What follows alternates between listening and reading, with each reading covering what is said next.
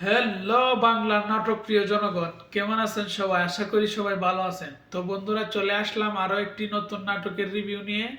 আজকের নাটকটি হলো ইতিবৃত্ত। তো বন্ধুরা, এই নাটকটি পরিচালনা করেছেন রাফাত মজুমদার রিঙ্কু এবং এই নাটকের প্রধান চরিত্রে অভিনয় করেছেন ইয়াশ রোহান এবং দার্শনা বণিক। তো বন্ধুরা, আপনারা যারা যারা এই নাটকটি দেখছেন, আপনারা বলতে পারেন এই নাটকটি কত সুন্দর একটি নাটক। এই নাটকটি এবারের ঈদে রিলিজ হয়েছে। আমার কাছে মনে হইতেছে ইয়াশ রোহানের ওয়ান অফ দ্য বেস্ট একটি নাটক হইল এই ইতিবৃত্ত।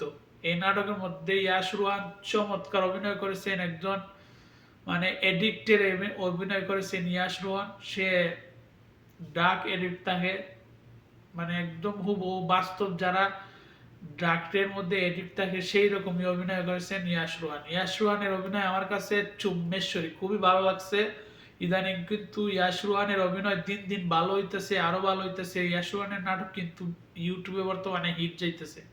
তো বন্ধুরা, আপনারা যারা যারা ইয়াশ রোহানকে ভালোবাসেন, আপনারা অবশ্যই এই নাটকটি দেখবেন। এই নাটকের মধ্যে আমি মনে করি এই পর্যন্ত ইয়াশ রোহান যতগুলা নাটক করেছেন সবচেয়ে বেটার অভিনয় করেছেন এই ইতিবৃত্ত নাটকের মধ্যে।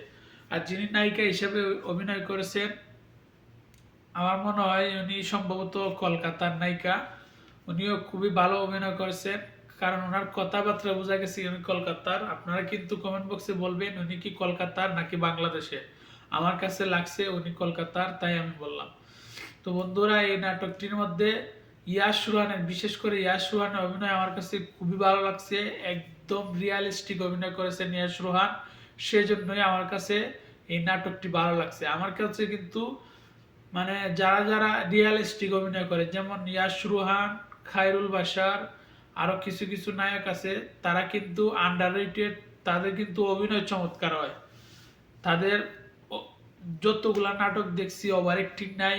নিলয় আলমগীর কিন্তু মাঝে মধ্যে ওভার অ্যাক্টিং করে, তারপরে জাহের আলভি তারাও কিন্তু ওভার অ্যাক্টিং করে, কিন্তু এদের মধ্যে ইয়াশ রোহান, খায়রুল বাশা এরা কিন্তু ওভার অ্যাক্টিং করে না, এরা কিন্তু রিয়ালিস্টিক অভিনয় করে। তাই আমি ওদের নাটক, সবগুলা নাটক দেখি।